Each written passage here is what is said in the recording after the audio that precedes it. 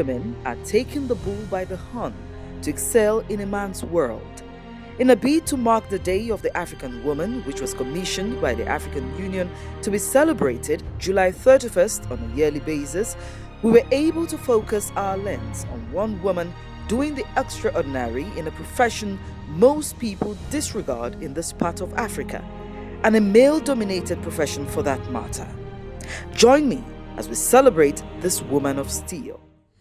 I'm here with an extraordinary woman, a woman that is doing excellently well in a man's world, a woman that has gone through all odds, is it personally, is it career-wise, yet she's thriving and doing extraordinary things in a man's world. She is Dr. Mrs. Theresa Iwhewhe, the CEO MD of Dr. Tess's Veterinary Clinic. Join me. Let's hear her story. Hello, Ma. It's a pleasure meeting you. My pleasure. Fact, it's a great pleasure meeting you, and we'd like to know who really is Dr. Mrs. Theresa. Well, thank you for having me. I'm so glad to have this opportunity to meet with you. Like you've said, my name is Dr. Mrs. Theresa Iwhewhe. I'm from Edo State, and I graduated from University of Ibadan from the veterinary college there, 2004, and since then I've been practicing. Prior to going for my National Youth Service Cup, and then till date, it's been practiced all along. Wow. We're celebrating the African woman because July 31st, which is today, is the African Union's day to celebrate the African woman. And you are one African woman we have decided to celebrate because we see what you're doing in a man's world. How are you able to harness these opportunities and then integrate yourself successfully as a veterinary doctor and then have your own brand speaking for you? Very well. At the onset, being a female veterinarian was quite challenging because the employers out there wouldn't feel that a female vet could do what a male vet can do. One major experience I had that really helped me to really have the resolve to succeed as a female vet was my first interview. I had gone through written interviews, written exams for that job, and I came up tops. We had the second phase of it, I came up tops, and then I had an oral interview, and the final one, I had to meet to the president of the organization. And he was not pleased. He was like, why a female vet? And it was doubtful. He didn't want a female vet. It was like, wow, why you? How would they tell me it's a female that came tops? I was shocked. That was the first time I was really out there. And here I was being doubted. And I was baffled. I was like, why this? He said he's been in this business for over 20 years. He had never even seen a female vet. He's had male vets all his life. I was like, sir, just give me the opportunity. I can do what those male doctors have done. I was like, no, can you even walk around the farm? I was like, of course I can. When I saw he was adamant and he was going to let go of me, that was when I told him I was willing to sign an undertaking that if my services were less than standard, at the end of the first month, he should lay me off without pay. But to the glory of God, that really gave me that determination and the resolve that no, I need to prove to him and a lot of other people out there that believe that the girl child, the female vets are not anywhere near the male. I turned the lot of the farm around, all the animals well-being. Within even the first month, I got a 50% pay raise. Wow. And I was so glad. And from there on, the confidence was born and the zeal went on from there. That no, we have to be impactful in this. I was on that job for 6 months prior to my NYSC, and they were so impressed that they had to help influence my posting to the farm. And then at least he was convinced that what a man can do, probably a woman could do, and even do better. And then from then on, we started with the company, Dr. Tess's brand, and we specialize more in small animal and companion animals. And it's been, yes, quite challenging. But building the brand from the scratch is very interesting and time consuming. Now, I know you have your brand of dog feed and all of that, and looking at the market, we have some brands that, have been in the market before yours came into the market. Now, did you think that your brand will have a place in the market and will be accepted in the market when you decided to venture into it? Very well. What necessitated the need for us to come up with our indigenous brand was just the fact that the imported ones were quite pricey. And because the clients, we have clients that cut across middle class, upper class, and then the middle class had issues affording those foreign food. And then you see people feeding non-balanced diet, human diet essentially to their pets. Then you have issues with the pets from that. And so we had to develop the food aspect first. And then when the dog food brand was rolled into the market, the acceptance was fantastic because we source all of our ingredients from start to end of the production line locally. And that has created, yes, quite a number of employment along the line. And then because the product is indigenous, initially people are skeptical, but with the beautiful pricing, and then when they try it, the quality is there. What you see in a foreign brand of the dry food, you find in our own. The palatability is there, the nutritious value is there. Over time, people accepted it effortlessly. We have our brand selling all over the country, major cities, major supermarkets, and we've had no issues. Within a year of rolling out the food aspect of it, we rolled out the cosmetics aspect. You find people don't even know you ought to wash your dogs, they don't know. And even if they have to, they use harsh chemicals on them. And then we had to develop those brands. And then the dog soap, the dog shampoo, the puppy shampoo, the dog cream, and the ectoparasitic powder came to be. And it's been success all along. Looking at veterinary medicine, we see that it's a male-dominated field. Very few females in veterinary medicine. Now, how are you putting things together or planning, to make sure that women are interested, girls are interested, and we have a high population of females in veterinary medicine?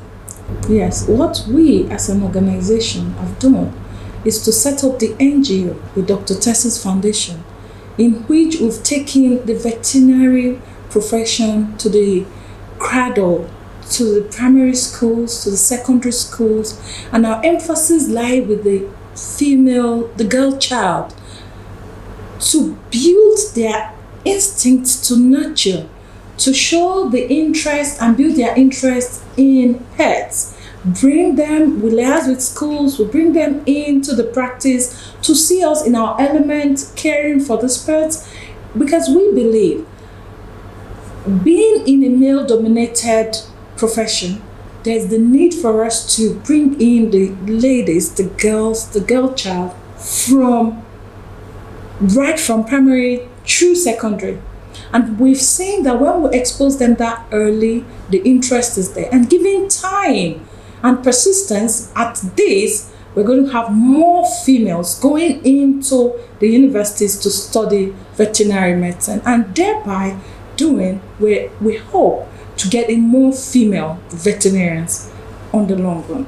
Well, I've been talking with Dr. Theresa Iwhewhe, an extraordinary woman, a woman of steel, a woman of substance, surviving in a man's world, and not just surviving, but doing valiantly in a man's world. And when we come back, we're going to hear more on what she has to tell us about the girl child, about women development, entrepreneurship, and support.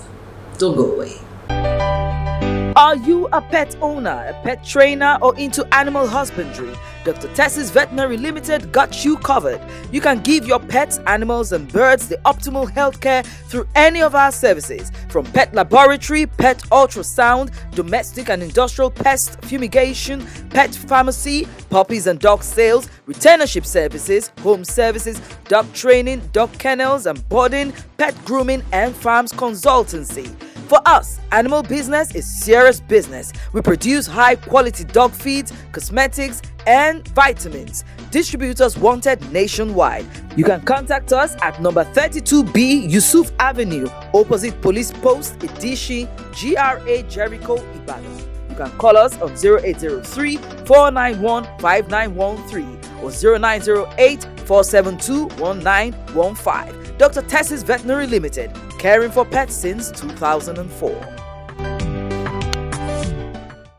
Welcome back, and we are still on the program with Dr. Theresa Iwhewhe, celebrating the African woman. And we're going to hear from her what it takes to be a female entrepreneur and how women should be supported, because women need the support. It says that when you support a woman, you support a nation.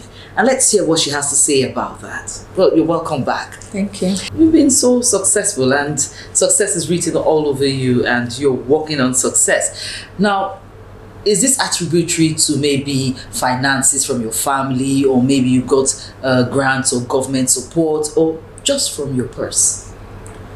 Well, what I tell people, great things start small.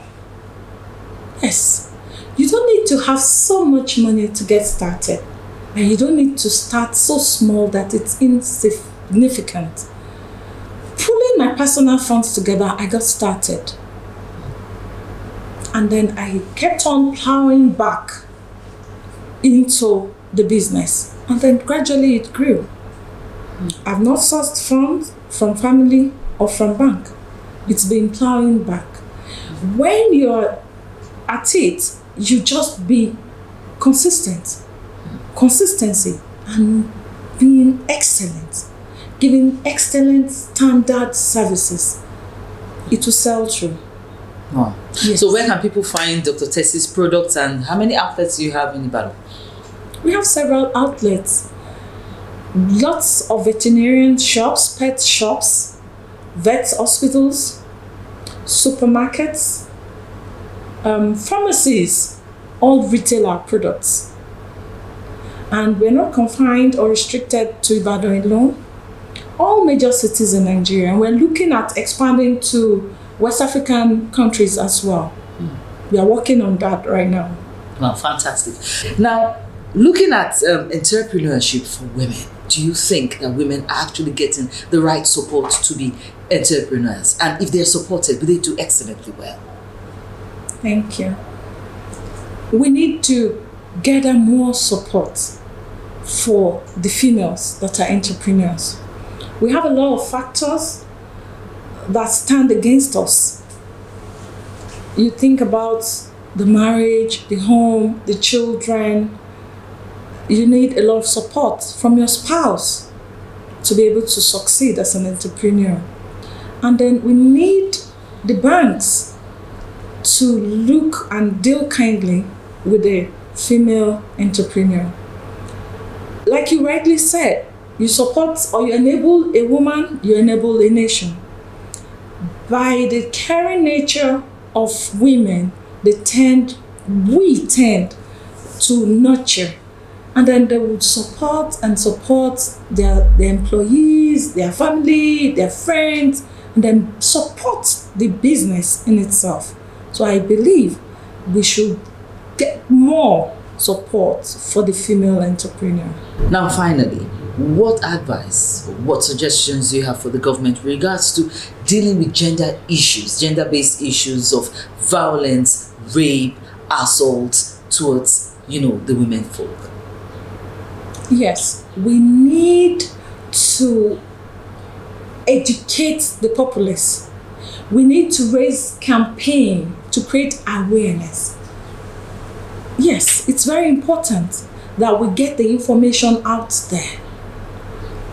Educate the boys, educate the men. Let them know this is not acceptable. If we know that, okay, in this society we frown at such things, and then at any government level, the law will take its course, I believe. And we run campaign ads on every media possible. You tune in on your radio, you're hearing this. You put on your TV, you're seeing this. You go on the social media, the same thing abounds. Let them know the penalties. Let them know what it's all about. And then I believe that will stem the trend of so much violence against women. Well, I know I said finally, but I have one more thing to say. And that is, where do you see Dr. Tessie's clinic in the next 5 years? Wow. That's great. In the next 5 years, we would have gone international, definitely. Oh. Right now, we're working on our head office and hospital project, which we expect to be commissioned in about 2 months. We're looking at September. Fantastic. Yes, and what we've done there is simply bringing what we've seen overseas, what we've seen in the European countries, what we've seen in America. Let's have it in Nigeria. Set the standards, set the pace, and then for the brand, the product brand, we see us distributing all over Africa and then going beyond the shores of Africa as well.